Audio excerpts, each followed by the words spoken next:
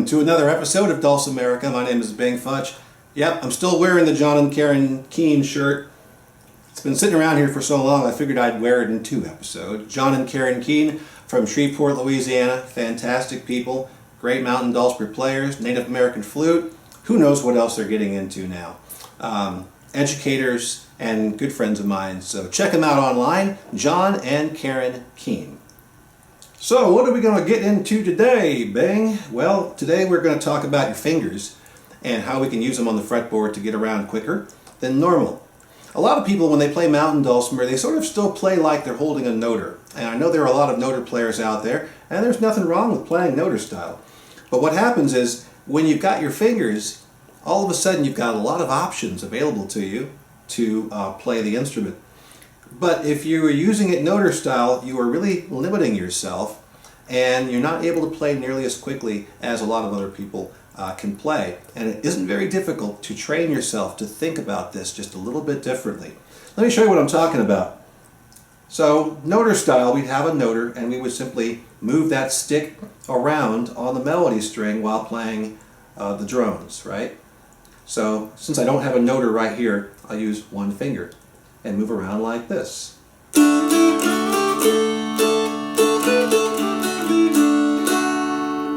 I remember the song, it's right there.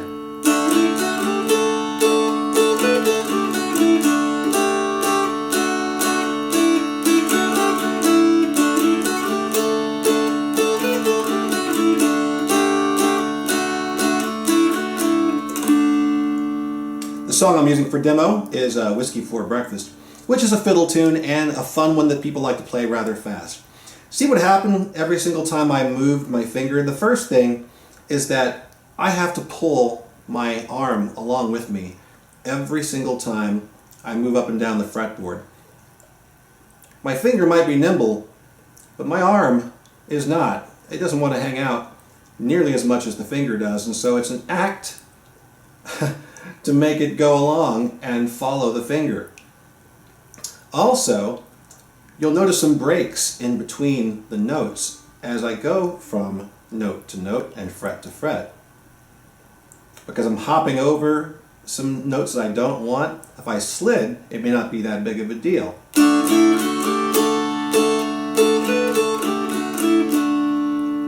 Nonetheless, if you're hopping, you'll get this.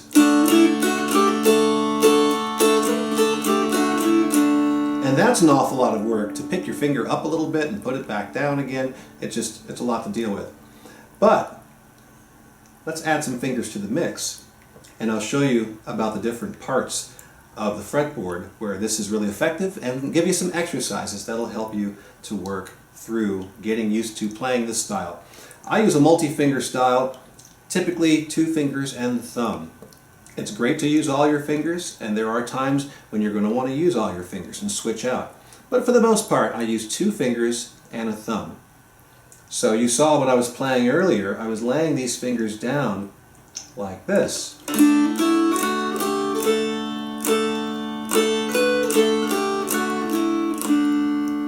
Now I'm doing some sliding back and forth, and I like to have that slippy slidey sound because it's very reminiscent of noter style playing, and it sounds cool because we can get away with it on the mountain dulcimer, standard style, with no extra half steps all over the place.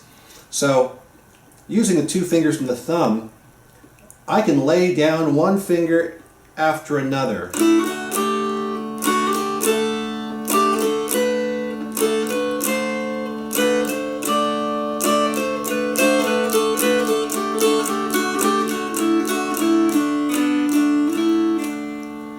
And you can get around the fretboard very, very efficiently that way.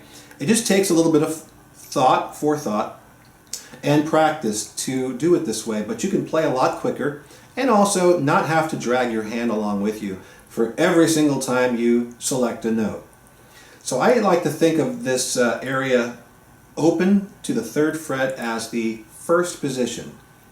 That means you can hit all the notes inside of there using 2 fingers and a thumb and never have to move your hand.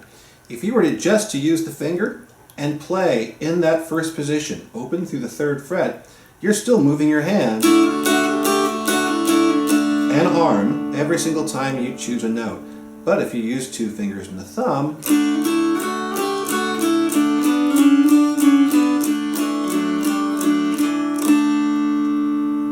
so you're quicker. You don't have to drag all this behind you, and everything is right there within your reach. So it's very nice. First position, open through the 3rd fret. Second position, 4th fret through the 7th fret.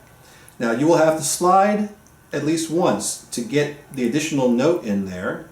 So if we start from the 4th fret and play 4, 5, 6 and a half, the thumb slides over to get 7. Not a bad reach at all.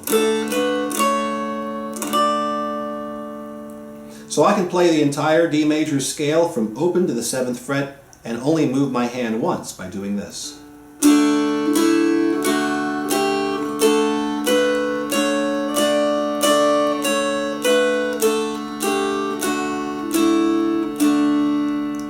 And you can get up and down the fretboard pretty efficiently that way by using those fingers.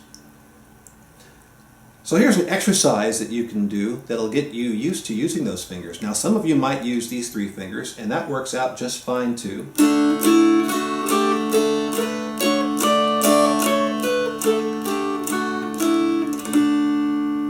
So it's up to you if you want to play this style or that style primarily.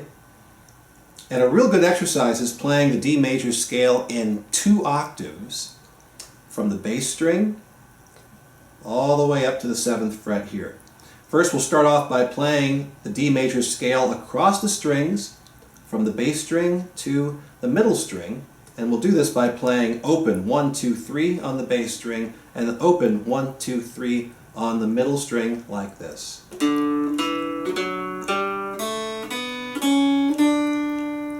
Okay, that's a whole octave right there. Now we're going to continue this up the middle string by hitting 4, 5, and 6. Okay, and then we're going to come over to the 4th fret on the melody string and play 4, 5, 6 and a half, and 7 for a full 2 octave D major scale. Put all together, it looks like this.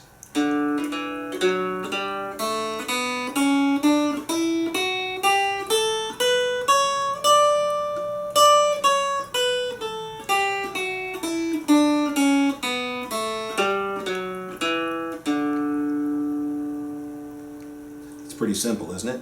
It's really, really, really easy. Now, a couple of notes about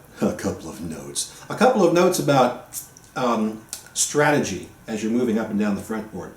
Notice as I move up, and I don't do this all the time. I can be very inconsistent about some stuff. It depends on the song you're playing. It depends on the circumstance.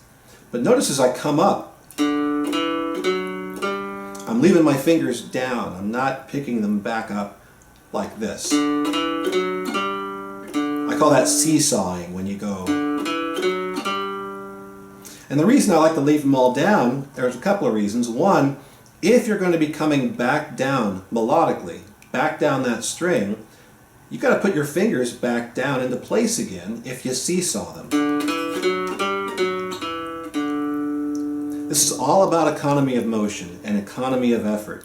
Why work twice as hard when you can just leave those fingers down there if you're going to be coming back down?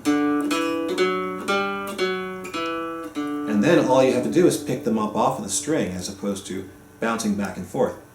Another reason for that is unless you are absolutely perfectly synchronized when you're doing your seesaw motion, your notes aren't going to run together. There'll be a break, a gap in those notes.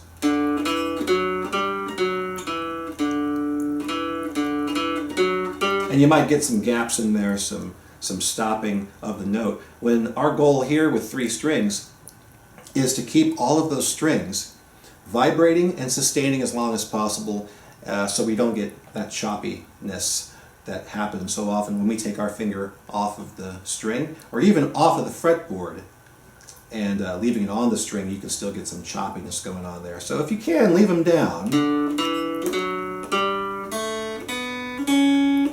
Now, when we get to this point, the next finger that's going to pick up here at the 4th fret is going to be your finger closest to the nut.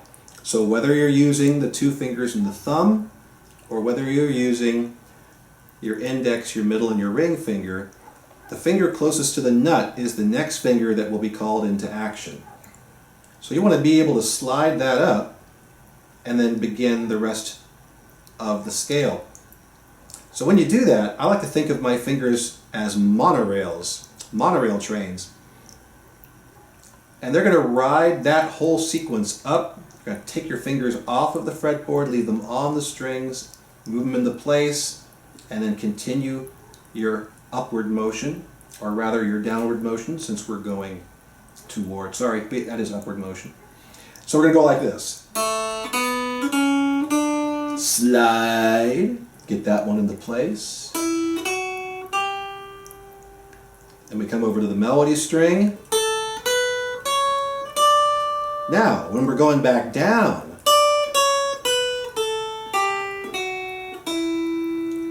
the thumb, or whatever finger is closest to the bridge, is the next finger that will be called into action, and it's going to be wanting to come on down here to the 3rd fret on the middle. So once again, take your fingers off the fretboard, leave them on the strings, and just ride them down like a monorail train until you're ready to start. And if you do this right, there will be no perceptible break and no hiccup that'll make it sound like you're changing strings or changing positions or any of that stuff.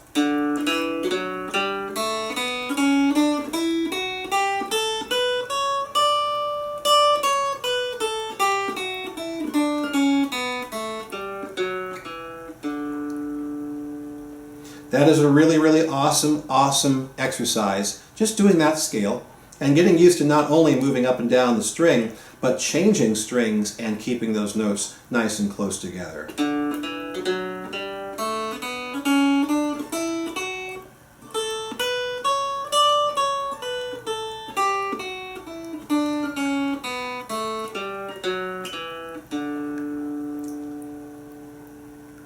Another good exercise, and this has not a lot to do with first position and second position, but in everything in between, because there is just no black or white.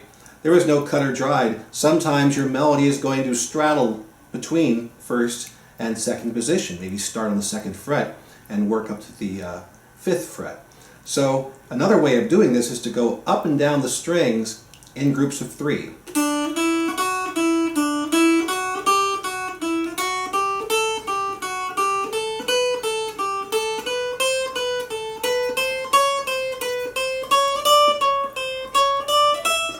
And hit all the notes, not even the ones that aren't part of the D major scale.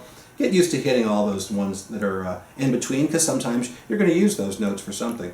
Do the same thing on the middle string, do the same thing on the bass string, and get used to moving them back and forth. That is a surefire way to get you guys playing a little bit faster, and also getting all the fingers in the game, because, you know, we've got more than just one finger. So let's use them, because they become very helpful. Look at these 4 guys, for example. 4 fingers. When we played our D major scale, the 1st octave on the bass string going to the middle string, we only had to use 3 fingers, 2 fingers and a thumb.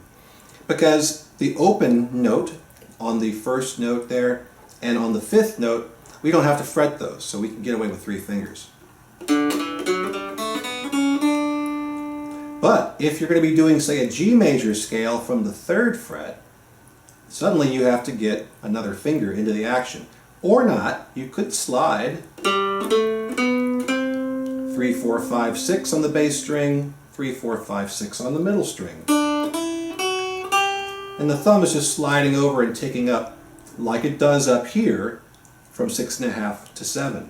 And that works out really good.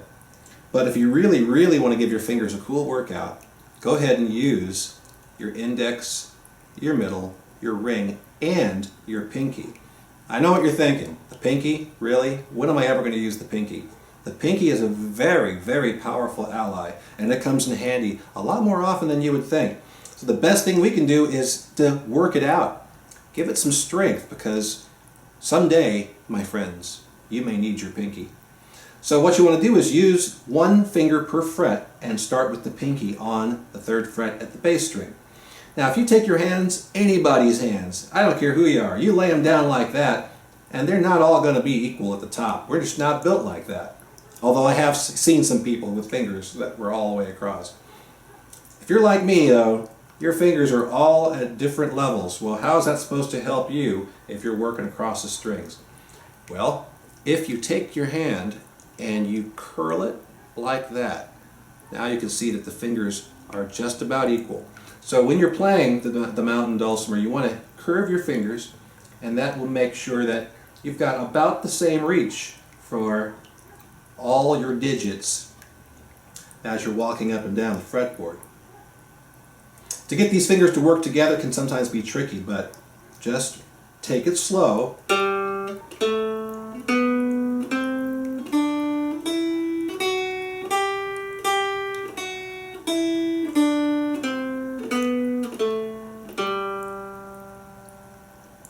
And do that all over the place. You got all kinds of different scales here, major and minor.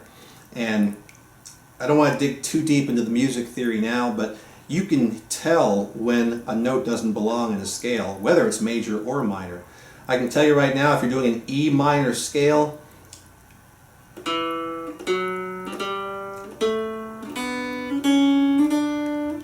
you're not going to want to use the 1.5 fret. So if you have the 1.5 fret, skip over it. It's frets 1, 2, 3, 4, 1, 2, 3, 4.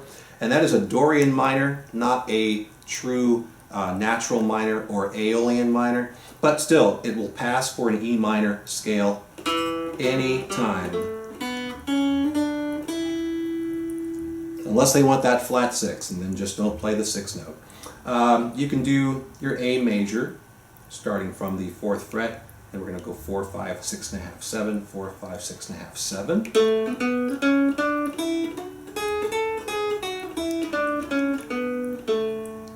And again, without any regard to scale, just work up and down the fretboard using the 4 fingers and get them used to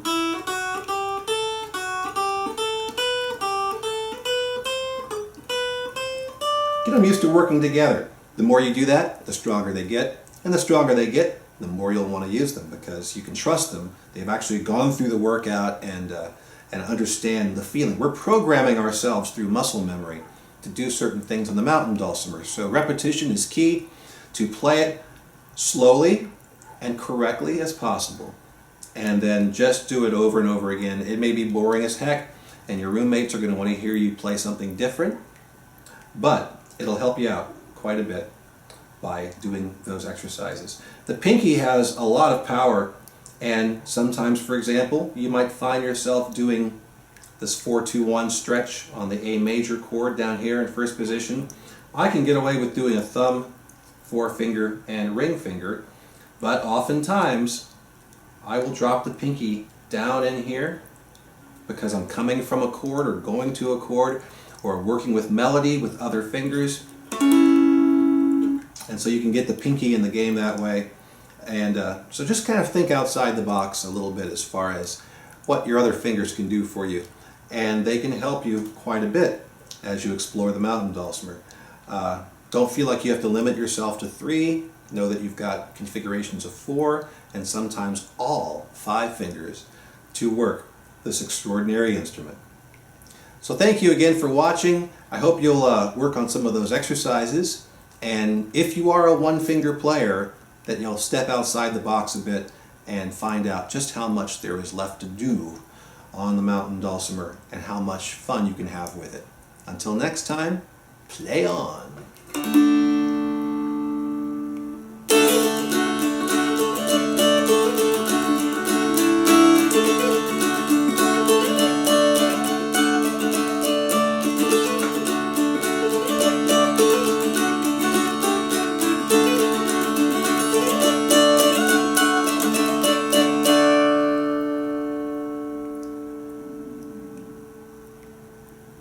I do believe my stomach just growled.